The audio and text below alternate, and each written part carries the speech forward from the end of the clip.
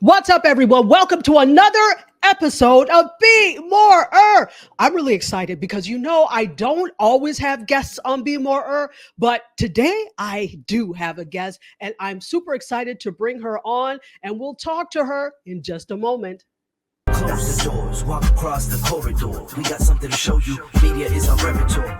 Okay, welcome back. As I mentioned, I have a super special guest today, and I am very excited. I hope you are too. I'd like to introduce to you Anna DeShawn. Anna! I love everything about this intro. What's going on, Dr. Tachi? Not much. How are you? I'm wonderful. I'm feeling good today. How about you? It is what it is, but I'm good, right? That's what people want to hear. So that's what I'm going to say. It makes everybody feel great, okay? But I am really good today. They don't care about what's going on. So I'm just going to say I feel good. But no, really, thank you for asking. I'm excellent. What I'd love for you to do is introduce yourself to the audience, who you are and what you do. Sure. I'm Anna DeShawn, your favorite queer radio personality, social entrepreneur from the South Side of Chicago, storyteller and community organizer. I build media platforms that stream and celebrate BIPOC and QTPOC stories. And I just believe in telling the stories that deserve to be heard. So that's really at the heart of why I do what I do. Fantastic. So when we talk about the stories that need to be told, what exactly are you talking about? What stories? Stories that I care so much about. Black stories, Black queer stories, Black queer women's stories. Child, we hit the trifecta. I'm all in. Okay. These are the stories and the communities that I love uplifting.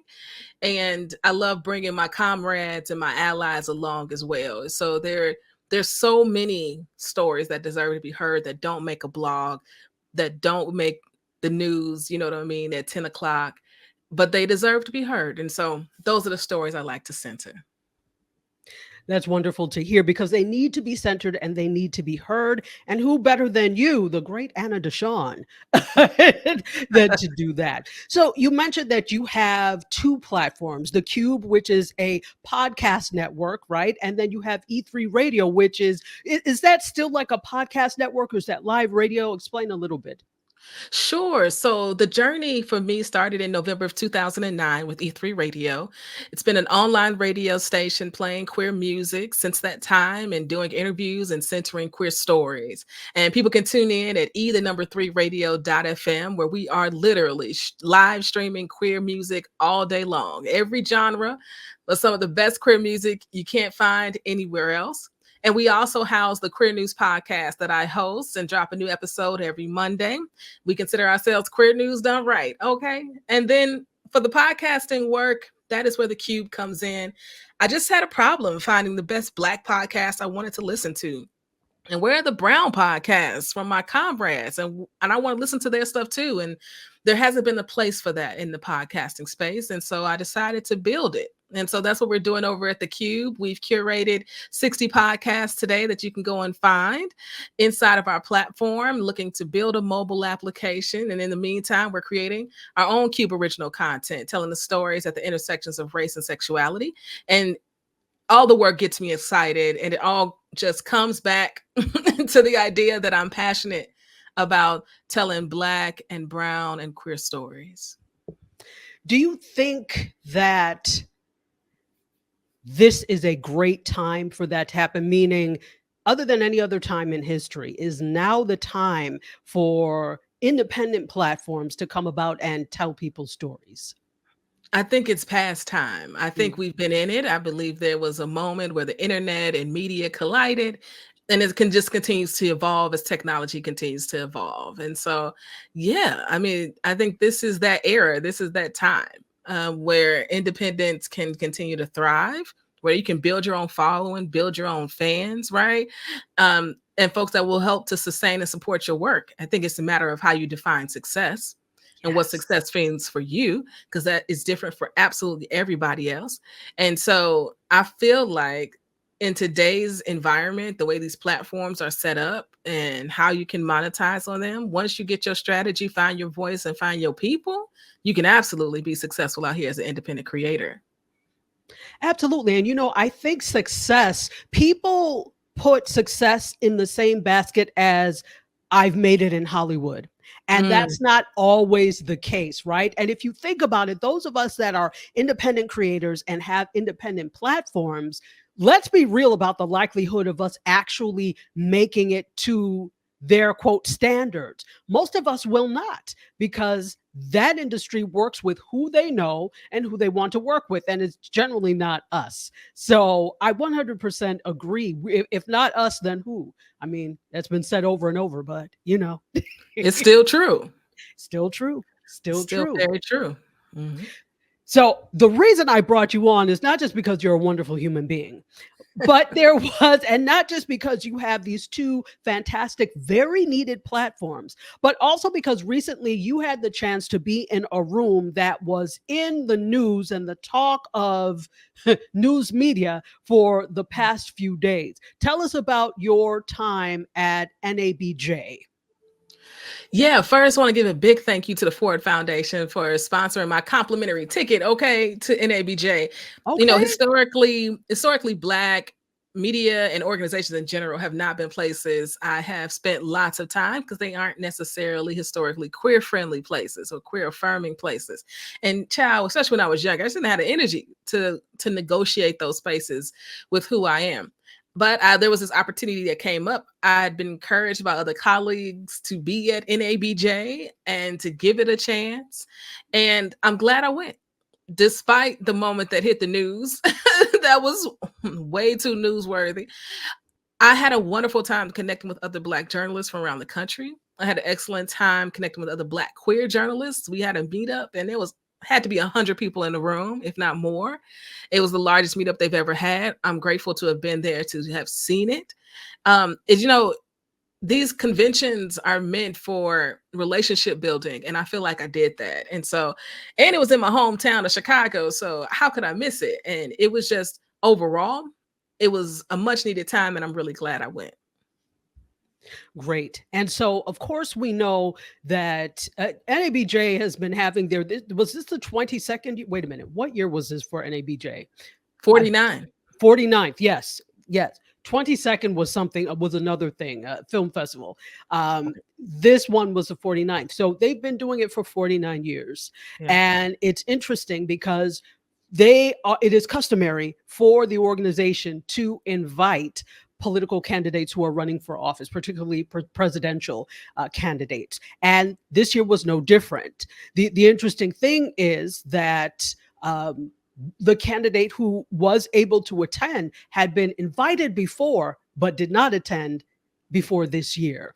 You were in attendance when the former president was in the room to which he was invited.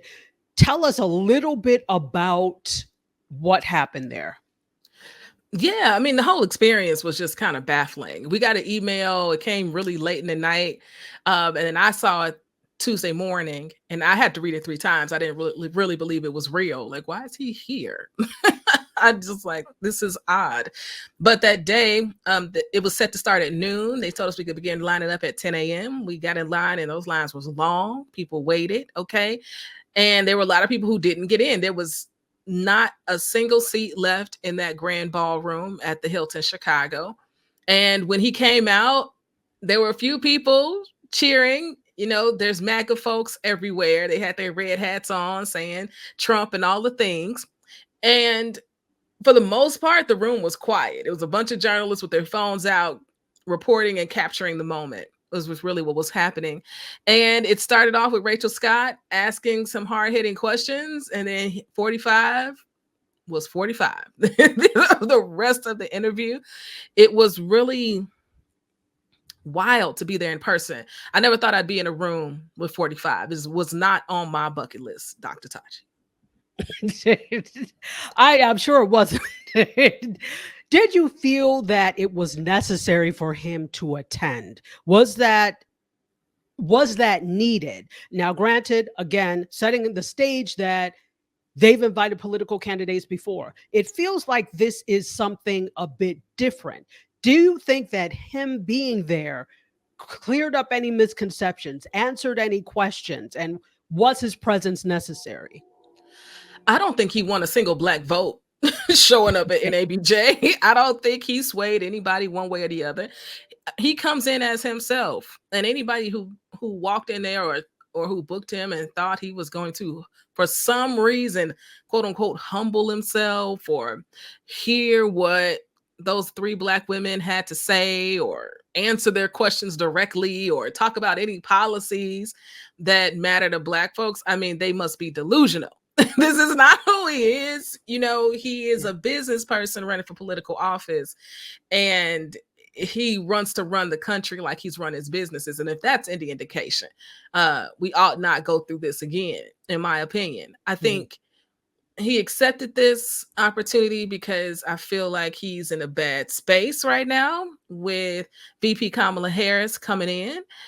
And I think he thought it was an opportunity for him. I mean, he has said no year after year after year, from my understanding. So this year, I feel like he said yes because he needs some votes. He needs to touch on some people who are undecided, right? There are plenty of Black people who are still undecided, and he wants to reach them, but he didn't do that. He didn't do that by being up there and disrespecting those reporters, by questioning VP Kamala Harris's racial identity, her ethnicity. She turned Black. I mean, just some of the things were just so outlandish and ridiculous. There was no way that anybody who takes their vote seriously changed their perception or idea of him during that Q&A session. Interesting. You talk about the disrespect that was shown. And again, this was live streamed. So many of us that were not in attendance were able to watch and make our own opinions of how effective the questioning was, his behavior, etc. Do you think, you said 45 was 45. Knowing that, do you think that the leadership made a good, NABJ leadership made a good decision in allowing him to present himself at the conference? No, I don't think it was necessary at all. So I don't see 45 as a traditional Republican candidate. That's just not who he is, in my opinion. He is a divisive individual. His policies do not support Black humanity. You know, and one of the questions that came up on my YouTube was like, what policies don't support Black humanity? Anybody who wants cops to have immunity does not support Black folks' humanity. There's just no way that you can.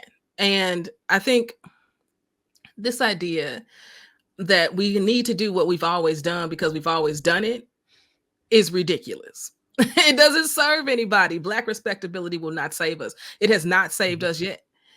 And doing what people think we should be doing, or using this objectivity that we as journalists are taught to exercise in our work, that's fine. But this is a convention.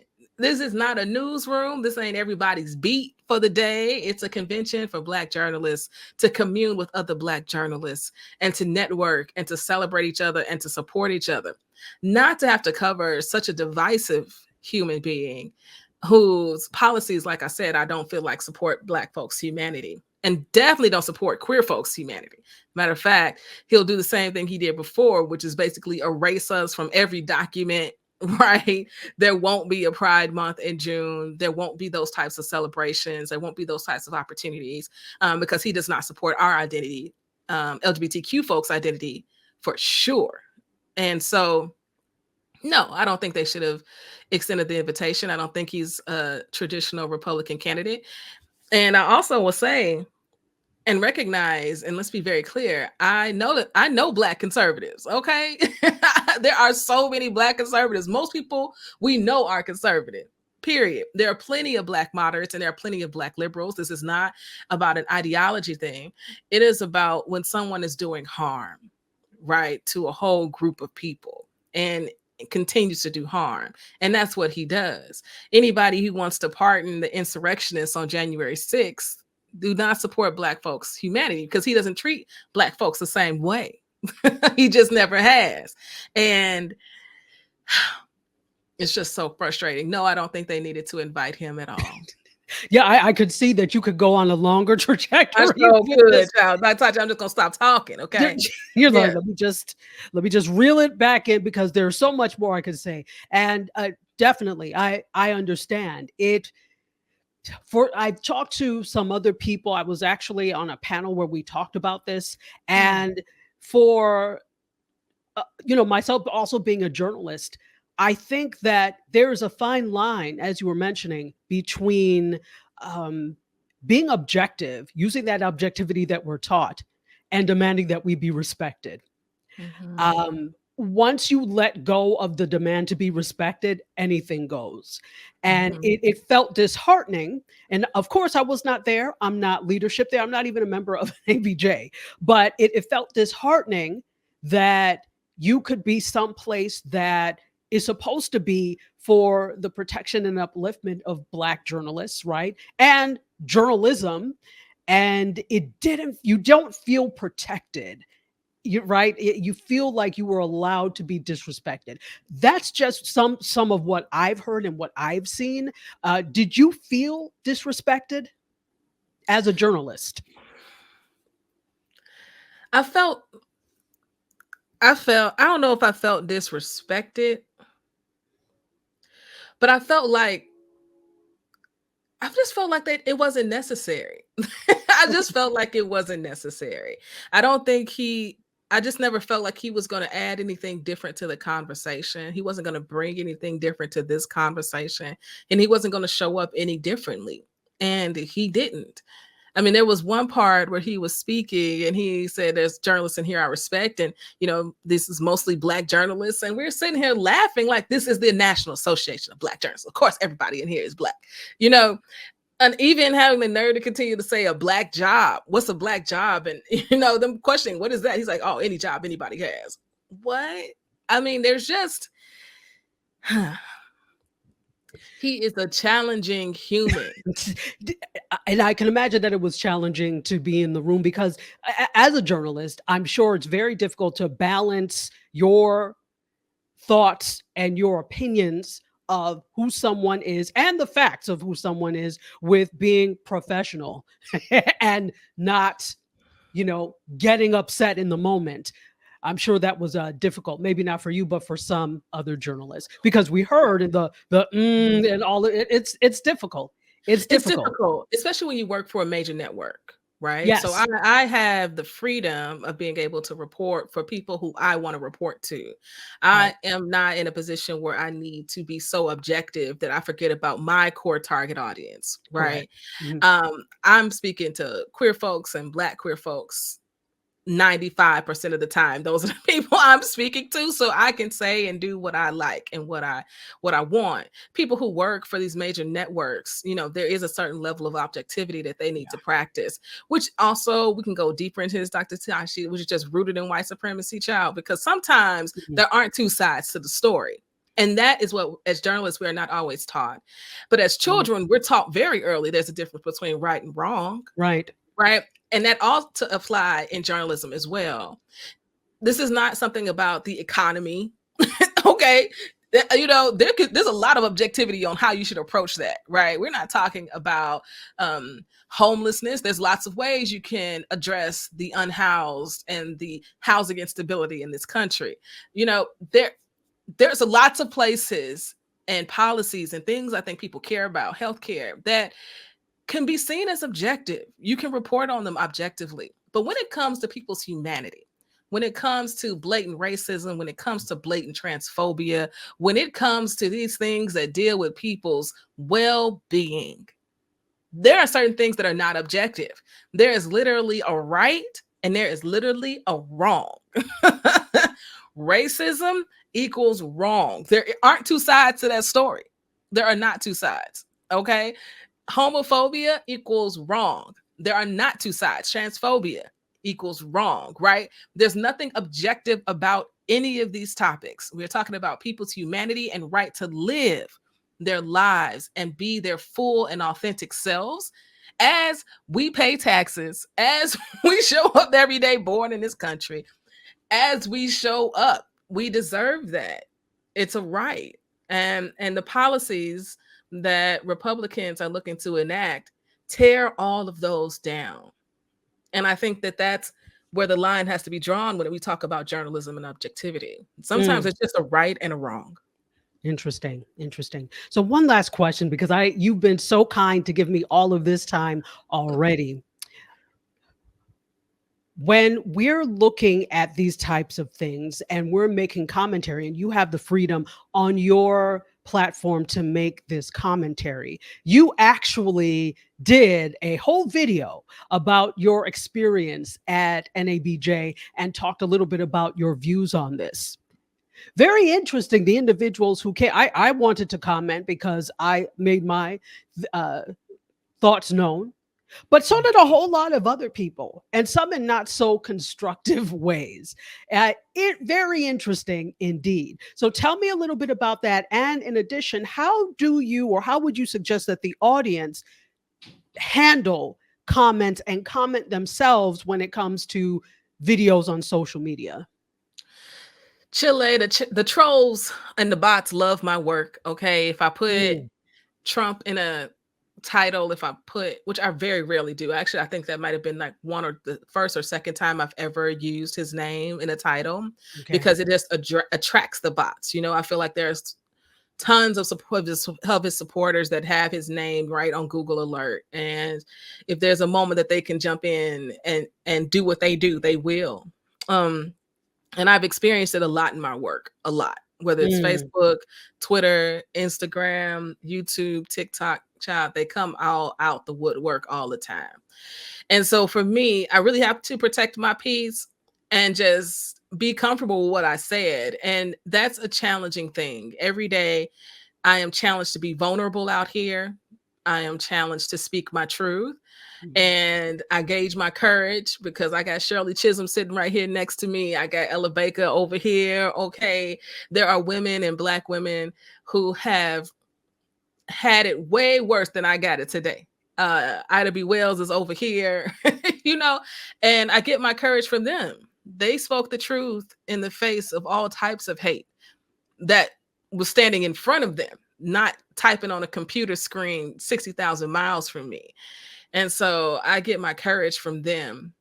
And I believe there is power in speaking your truth to power. And I'm going to keep doing it. And it makes me uncomfortable. It's taxing. And I also told my story to my people and they loved it.